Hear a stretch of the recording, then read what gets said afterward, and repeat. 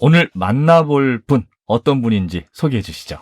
네, 일반 사람들에게 그런 말이 많이 알려져 있어요. 역사를 잊은 민족에게 미래는 없다. 네, 네, 많이 들어보셨죠? 네, 근데 많이 들어봤습니다. 이 말을 하신 분이 이분이다라고 알려져 있는데 네. 사실은 그렇지 않아요. 네?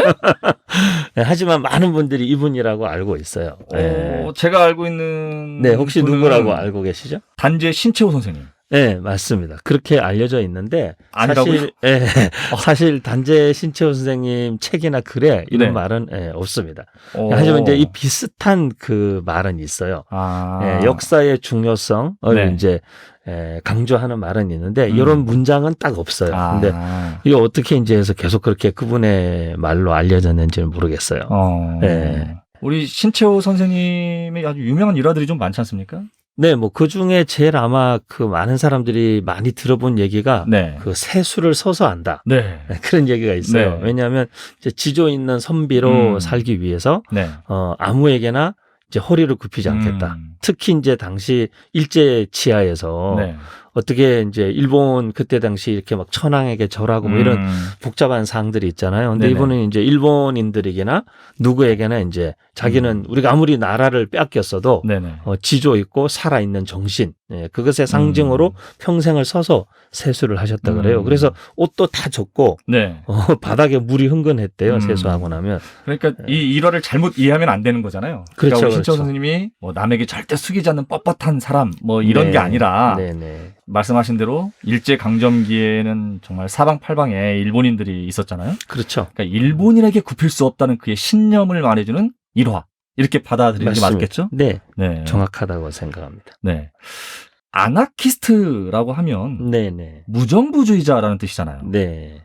역사를 통해 민족을 이야기한 분인 만큼 민족주의자였을 것 같은데 네. 왜 무정부주의자가 되신 거예요? 이제 그 민족주의자라는 말은 그가 이제 실제 어떤 일을 결정하고 선택함에 있어서 네. 민족을 우선시하고 정말 민족을 사랑하는 마음에서 네. 일했던 분들을 민족주의자라고 얘기하죠. 네. 근데 이제 무정부주의자라는 말은 그런 개념보다는 약간 이제 정치 조직에 대한 개념, 정부의 구성 이런 거에 대한 개념인데 네. 그래서 이제 무정부주의라는 말을 사람들이 이제 아나키스트라는 말을 그렇게 번역했는데 네네. 사실은 무정부주의라기보다는 최소한의 정부 그렇게 봐야 되죠. 네. 그래서 정부의 어떤 존재 자체를 부정하는 그런 개념이 아니고 정부라는 거나 조직이 만들어지면서 네. 이렇게 사람들이 막 서로 자리 다툼하고 명예 다툼하고 네. 그렇게 이게 무슨 권력을 누리려고 하고 네. 그런 것이 아니라 사실 정부는 최소한의 협의체 그래서 모두가 다 각자가 독립된 단체 활동들을 하면서 필요할 때에 만나서 협의하는 정도의 정부면 충분하다. 네. 이제 그런 생각을 가졌던 분들이고 네. 이 정부라는 권력이 사실 권력이 폭력이 되면 엄청 무섭잖아요. 그렇죠. 누구도 네. 저항할 수 없는 네네. 그런 어떤 부작용과 이런 것들에 대한 반작용으로 이제 나온 어떤 흐름이라고 볼 수 있죠. 네. 네. 여기 보니까 신채호 선생님의 시인 것 같아요. 네. 제가 한번 낭독해 보겠습니다. 네. 그 시에서 너와 님이라는 두 사람이 등장하는데요. 네. 사실 너도 또 님도 둘 다 본인을 이야기하는 게 아닌가 싶거든요. 네네. 그러니까 내 모든 걸 버리고서라도 조국을 해방시키고 더 좋은 곳으로 만들겠다는 그 의지가 담긴 게 아닌가 싶은데요. 네. 목사님은 이 시를 들으면서 어떤 생각을 하셨습니까? 이 시를 그 신채호 선생을 제가 소개하면서 자주 이제 언급하는 이유가 네. 이분의 그 마음, 그 조국 사랑하는 마음이 아주 뜨겁게 나타나 있는. 네. 그래서 어떤 눈, 그다음에 피, 숨, 말, 살조차도 다 조국을 위해서 온전히 다 조국을 위해서 바치고 싶다. 그런 열망이 여기에 나타나 있는 것이기 네. 때문에 사실 정말 어떤 하나의 정말 미친 사람, 정말 모든 것을 위해 자기를 내어줄 수 있는 그런 어떤 마음, 그런 것들을 이 신채호 선생님에게서 우리가 좀 느낄 수 있고, 신앙인들도 이런 모습, 이런 삶, 정말 예수 그리스도를 위해서 모든 것을 다, 그런 어떤 같은 맥락인 것 같아요. 무엇을 네. 사랑하면 이런 어떤 열정, 이런 어떤 열망이 나오지 않을까 그런 네. 생각을 해봤어요. 이런 시를 남긴 단지의 신채호 선생이 어떤 삶을 살았는지 정말 궁금해지는데요. 어린 시절부터 상당히 어려운 삶을 살았다면서요. 네, 이분은 이제 지금으로 치면은 대전, 이제 출신이신데, 네네. 옛날 주소로는 대덕이죠, 대덕. 대덕군 산내면인데, 네네. 그 살던 곳이 안동 권씨 촌이었다 그래요. 근데 이제 왜 단재 신채호가 안동 권씨 촌에서 태어났냐 하면 이제 네. 어릴 때 생활이 너무 어려워서 네. 외갓집에 보내어져서 거기서 이제 끼니라도 때워야 되니까 네네네. 끼니라도 때우고 하기 위해서 자랐는데 그것도 그렇게 뭐 부유한 집은 아니었던 것 같아요. 하지만 네. 이제 먹을 것은 그래도 있는 그런 곳이었다라는 것이고 제가 한번 그 집에 가봤는데 네네. 지금 이렇게 복원이 되어 있어요. 초가집으로. 네. 근데 진짜 조그만 초가집이에요. 아주 시골 초가집 같은. 정말 어려움 속에 많이 자랐죠. 네.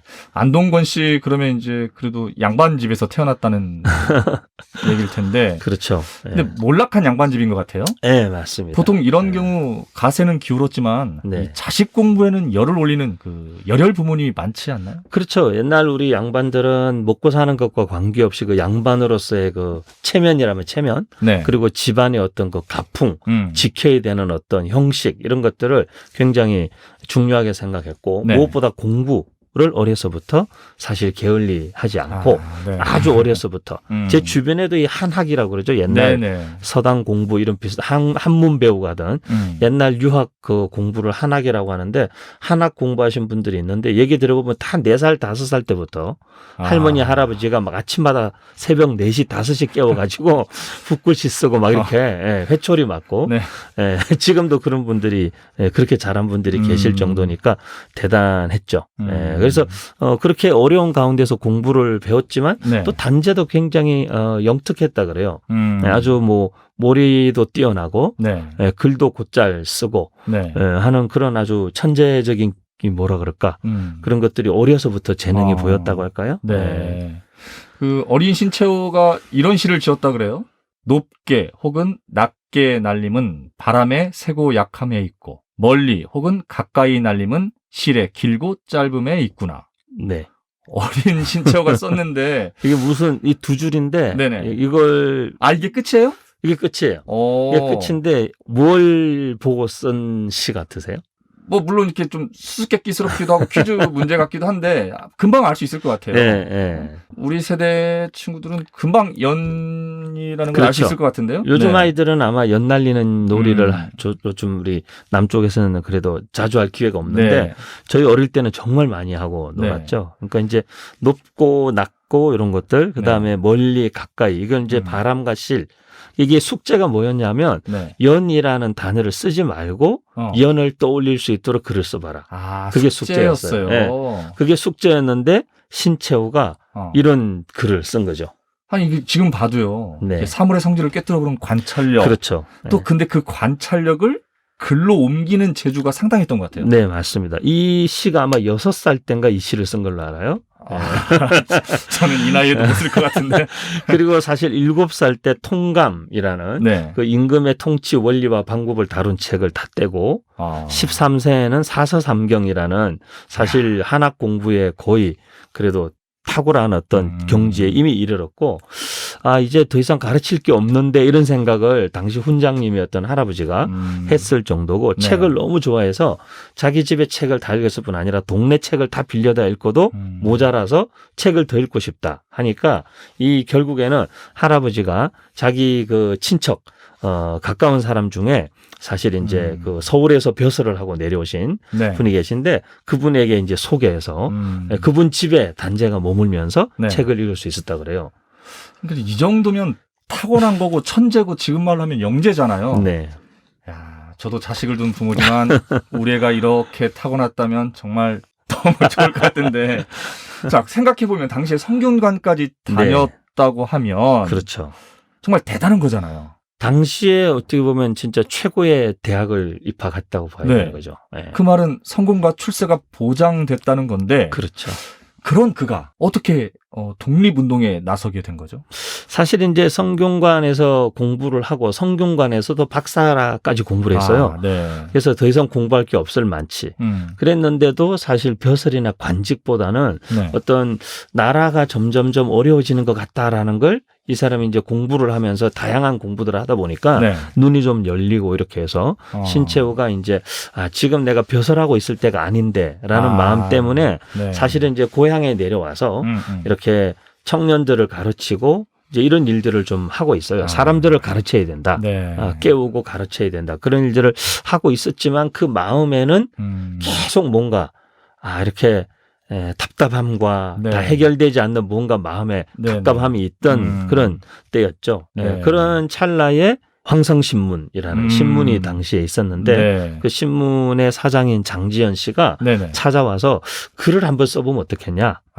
그렇게 해서 이제 글을 쓰기 시작했는데 네네. 이 글솜씨가 보통이 아닌 게 이제 이때부터 드러나기 시작하죠. 그 당시가 1905년인 그렇죠. 거죠? 네. 그렇기 때문에 이제 1905년이면 우리나라가 을사늑약이라는 일본에 의해서 우리나라가 강제로 외교권을 뺏기게 되는 그런 시기였기 때문에 이 단재의 마음에 이제 이 어떤 일련의 사건들이 불을 확 붙이게 되면서 독립운동가로 자연스럽게 워낙 가슴에 불이 있는 사람이니까 나서게 된 거죠. 이때 했던 게 바로 국채보상운동이잖아요. 네, 맞습니다. 이게 이제 대구 지역에서부터 시작이 되어서 일어났는데 이제 일본에 우리가 빌렸던 돈이 있으니까 이거 빨리 다 갚아버리고 일본 놈들 나가라 그러자. 말하자면 그런 의도에서 하지만 이제 정부에 돈이 없으니까 이제 시민들이 이제 모으자. 그래서 막 비녀도 가져오고 뭐 이렇게 했던 거죠. 근데 단재가 굉장히 심각한 골초였대요. 네, 진짜 이 방 안에 담배 연기가 꽉 차 있을 정도로 심각한 애연가였는데 국채 보상 운동을 하기 위해서 그 담배를 딱 끊었대요. 끊고는 나도 담배 끊고 그 담배 살 돈을 내가 국가의 빚을 갚는 일을 위해 쓰겠다.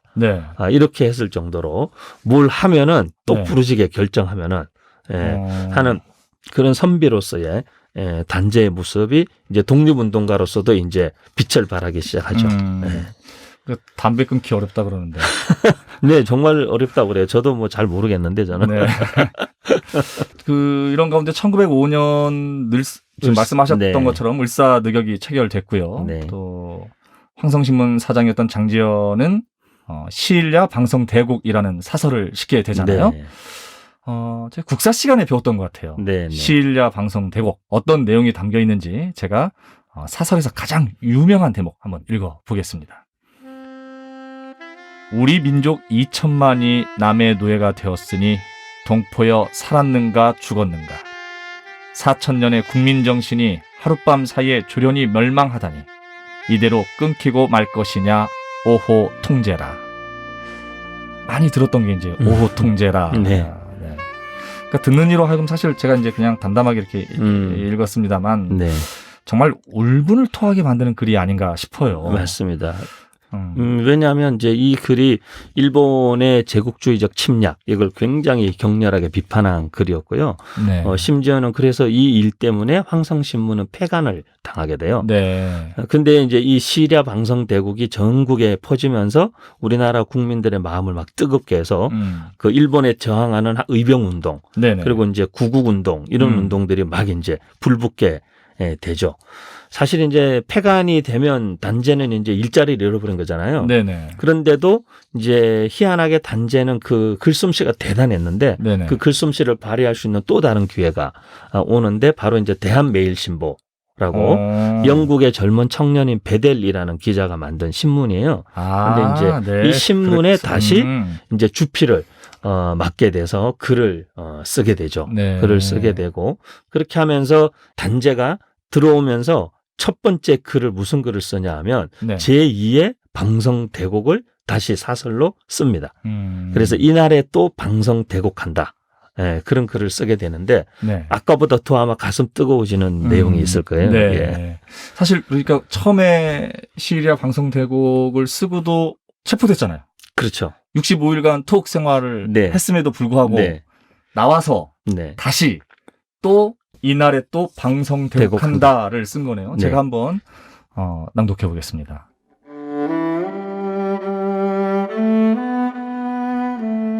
4,000년 조국이 지금은 씁쓸한 곳으로 변했고 2천만 형제가 괴롭고 고통스럽게 되었으니 어찌 곡하여 울지 아니하겠소. 그러나 대한의 제군들은 행여 울음을 잠시 멈추고 나의 한마디를 들으시오. 대체로 오늘날 나라의 형편이 이와 같이 되었으니 대한의 백성들은 사만갑족에 좋은 가문이 많은 것도 노예가 되기는 마찬가지요. 상권도 남의 상권이요. 공업도 남의 공업이요. 화물수송권도 다른 사람의 것이니 대한의 백성들은 어떤 자산 활동을 할 것인가.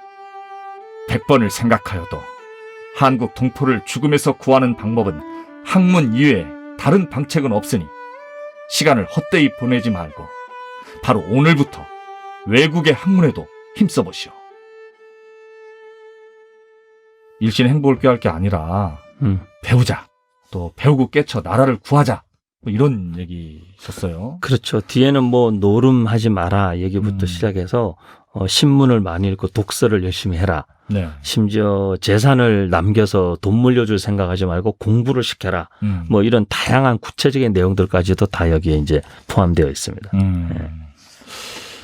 야, 저는 지금껏 단지의 신채호 선생이라고 하면 그냥 뭐 역사가 그렇죠. 보통은 아니면 뭐 시도 그렇고 신문 논설도 그렇고 이렇게 사람들의 마음을 움직이는 그 글재주가 이렇게 탁월했다는 거는 좀 사실 새롭게 알았습니다. 네, 아주 대단한 문장가였다고 볼 수 있죠. 네.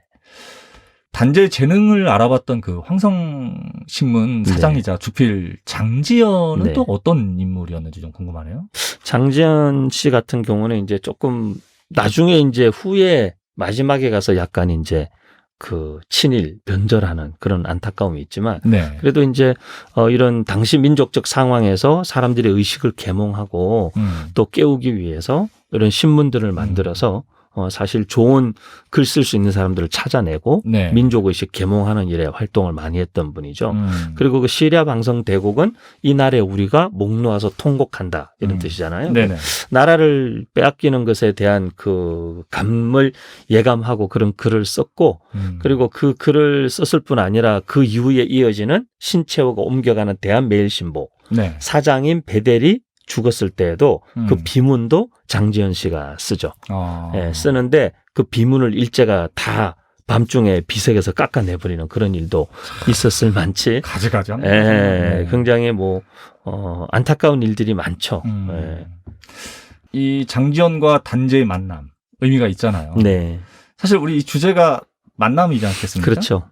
교장 선생님의 생각 어떻습니까? 이 두 분의 만남의 의미. 사실 단재가 공부를 많이 하고 그랬지만 그리고 어떤 민족에 대한 어떤 열망 이런 걸 가지고 있었지만 그것을 어떻게 펼쳐내고 풀어내야 될지 잘 모를 때 이 장지연과의 만남이 사실은 단재를 굉장히 많은 글과 소설 뭐 사설, 수필, 뭐 정말 많은 영역의 글들로 그 마음의 답답함들을 풀어낼 수 있는 어떤 출구를 만들어줬다고 볼 수 있죠. 그래서 사실 단재와 장지연의 만나면 어쩌면 단재를 진짜 독립운동가의 길로 나서게 했던 굉장히 결정적이고 중요한 만남이다.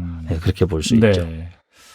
오늘 비록 짧은 시간이었지만 단재 신채호 선생님의 또 저희가 알지 못했던 부분들을 알 수 있어서 정말 좋은 시간이었던 것 같습니다.